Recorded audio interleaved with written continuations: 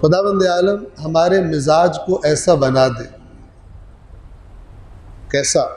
کل میں نے عرض کیا تھا سفیر حسین کوفہ میں اکیلے رہ گئے، تنہا رہ گئے، شہید کر دیے گئے.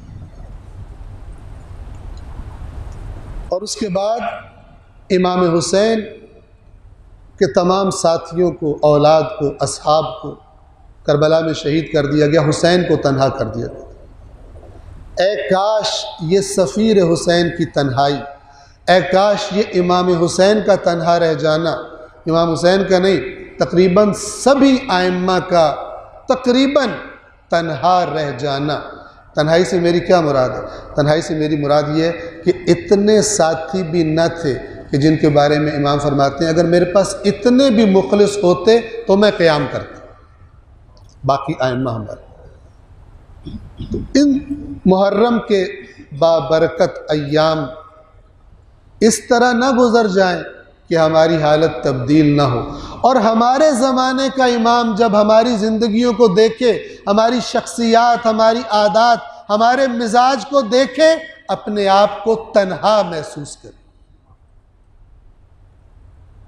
علماء فرماتے ہیں کہ ہم تو کہتے ہیں نا کہ ہم منتظر ہیں، اگر واقعاً شعور و بصیرت کی آنکھ سے اپنے آپ کو دیکھیں تو ہمیں سمجھ آئے گا ہم منتظر نہیں ہیں، امام ہمارے ٹھیک ہونے کے منتظر ہیں،